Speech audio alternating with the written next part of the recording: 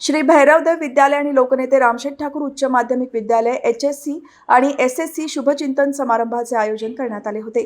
या समारंभाला रयत शिक्षण संस्थेचे मॅनेजिंग काउन्सिल सदस्य माजी खासदार लोकनेते रामशेठ ठाकूर यांची प्रमुख उपस्थिती होती।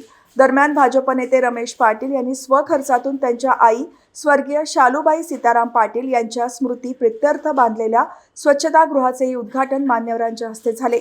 या कार्यक्रमाला रयत शिक्षण संस्थेचे जनरल बॉडी सदस्य YT देशमुख, ग्रामपंचायत दुंदरेचे सरपंच सुभाष भोपी, भाजप नेते रमेश पाटील, विद्यालयाचे स्थानिक स्कूल कमिटी सदस्य राजेश भोपी, बळीराम भोपी, वंदना भोपी, दीपक पाटील, शांताराम चौधरी, विद्यालयाचे मुख्याध्यापक साळुंखे यांच्यासह विद्यार्थी आणि पालक मोठ्या संख्येने उपस्थित होते। विद्यालयातील विविध स्पर्धांमध्ये यश संपादन केलेल्या तसेच मागील वर्षी इयत्ता 10वी आणि 12वी परीक्षेत पहिले 3 आलेल्या विद्यार्थ्यांचे तसेच नमो चषक 2025 स्पर्धेत 17 वर्षाखालील वयोगटातील विद्यालयाला 4था क्रमांक मिळाल्याबद्दल विद्यार्थ्यांचा आणि क्रीडा शिक्षकांचा यावेळी सत्कार करण्यात आला। दरम्यान लोकनेते रामशेठ ठाकूर यांनी चंद्रपूर येथे होणाऱ्या खुल्या राज्यस्तरीय कुस्ती स्पर्धेमध्ये सहभागी होणाऱ्या निखिल भोपी यांचा संपूर्ण खर्च करण्याचं आश्वासन निखिलला दिले आहे। तसेच विद्यालयासाठी 10 स्मार्ट ब्लॅक बोर्ड उपलब्ध करून देण्यात येणार आहे। या कार्यक्रमावेळी मान्यवरांनी आपली मनोगते व्यक्त केली। तुमच्याकडे माझ्याकडून 10 स्मार्ट बोर्ड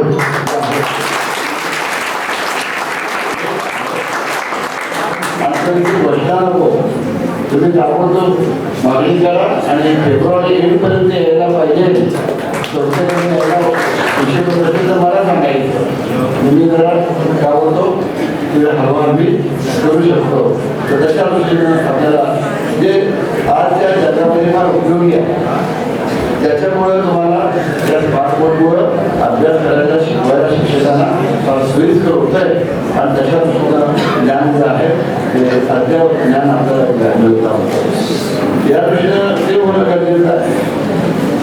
तुम्हाला शुभेच्छा आमच्या आहेतच, सरांच्या आहेत, आपल्या गावकऱ्यांच्या आहेत, कमिटीच्या आहेत, पण त्याच्याबरोबर अडीअडचणी सोडत जाणं हे आपलं काम आहे।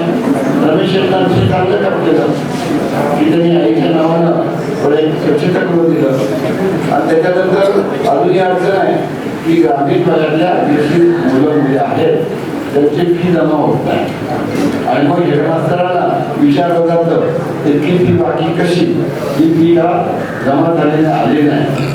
आपण माणसाचा एकदा केलेलं आहे त्याची फी बाकी असेल ती फी माफ करायचं काम आपण करत असतो। आताही तुम्ही सांगा ज्यांना देणं शक्य झालं असेल तर त्यांना ती माफ करू आणि आपल्या कमिटी मार्फत म्हणजे आपल्याला संस्थेला जावं असताना संस्थेच्या सोडत आपल्याला तर ते कमिटी मार्फत करू। कमिटी मार्फत म्हणजे कमी जास्त परीक्षा रामशेठ होतात आहे जवळजवळ कमिटी नसतील तर त्यावेळेला रामशेठच्या मार्फत दिली झाली। तर कुणाही विद्यार्थ्याला ती आली नाही म्हणून त्यांचं वर्गात बघता येणार नाही असं करू नका, त्यांची परीक्षा होणार नाही असं करू नका। शहरी भागामध्ये विद्यार्थ्यांना फी भरली नाही तर त्याला वर्गात बसून देत जात, पैसे घेतले जात नाही, रिझल्ट दिला जात नाही, वेगवेगळे असे काही गोष्टी केल्या जातात। पण आपल्याला इथं या संस्थेमध्ये संस्थेच्या दृष्टीने सुरुवातीला आपण आपल्या भागामध्ये आपल्या शाळेत तरी तसं होणार नाही याची काळजी घ्यायला पाहिजे। छान सुंदर भाषण केली मुलांनी मुलींनी, 10वीच्याही 12वीच्याही सरांनी चांगलं भाषण केलंय। तुमचे क्रीडा शिक्षक आमचे बाहेरच तिथं त्या मुलांना भाग घेत होतं त्या नमो चषकमध्ये आणि त्यात विद्यार्थी सुद्धा मनापासून गेलेले होते। अशा स्पर्धा कुठे तुला जायचं आहे, गणेशरुटी का कुठं जायचं आहे, चंद्रपूर बरं मग कोण पाठवणार, स्कूल पाठवणार, कोण काय करणार, कुस्ती करता त्याचा खर्च कोण करणार आहे, घरचे लोक।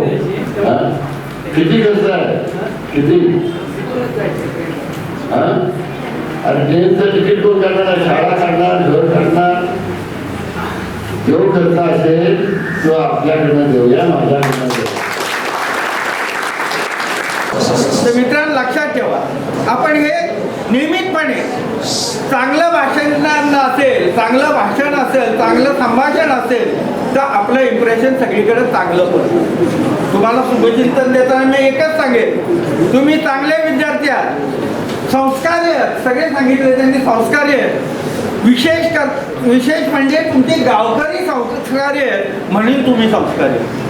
गावकरी जर संस्कारी नसते तर तुम्ही संस्कारी नसतात, हे लक्षात ठेवा. संस्कार हे जन्मताच येत नाही, ते घडत असताना येत असतात आणि ते तुमच्यामध्ये तुमच्या गावातल्या संस्कारामध्ये घडले, हे अतिशय चांगली गोष्ट आहे. संस्कार जपून आपण पुढे जाताना आपल्याला जे पुढे संस्कार करायचे ते विद्यार्जनाचे आहे आणि विद्यार्जन करताना कधीही आळस करू नका. मी आज नाही वाचणार उद्या वाचीन, आज नाही गृहपाठ करणार उद्या करीन, ह्या गोष्टी जर केल्या तुम्ही निश्चित मागे पडा. मित्रांनो, ह्या सर्व परिसराचा जर तुम्ही इतिहास बघितला ना, ह्या पनवेल तालुक्यापेक्षा जेव्हाच्या दुधरे परिसराचा या 2 वर्षामध्ये काय परिवर्तन झालं, शाळेचं तर झाला आणि हे परिवर्तन करणारे माझे ठाकूर कुटुंब आहे, त्यांच्याबरोबर माझे नाव जोडलेले आहे. कारण बघा, रिटगरच्या एंट्री पासूनचा रस्ता, रिटगरच्या गावापासून तर मोरब्याला जोडलेला रस्तापासून, गावाच्या स्मशानभूमीपासून हा सर्व विकास आणि शाळेला, ते शाळेचं जे रोपटं होतं त्याला वटवृक्ष करण्यापर्यंत ह्या कुटुंबाचं मोलाचं योगदान आहे. मित्रांनो, माझ्या आईचं देहांत झाल्यानंतर ठाकूर साहेब माझ्या घरी सांत्वनपर मला कुटुंबाला बसण्यासाठी आले होते आणि येताना शांताशेठ चौधरी इथे आहेत, आम्ही सर्व ग्रामपंचायतीचे सदस्य साहेबांना एकच आहे, आमचं झालं सगळं आणि सर्वांनीच सांगितलं, साहेब रस्ता आमचा दुधरा पनवेल रस्ता खूप खराब आहे. मित्रांनो, काय दैवी शक्ती, काय दैवी चमत्कार आहे. एका मिनिटात तिथून फोन लावला आणि लगेच प्रशासकीय मंजूर घेऊन प्रत्यक्ष कामाला सुरुवात झाली आणि आज रस्ता कसा झाला होता ऐकलाय, हा रामराज्य आहे.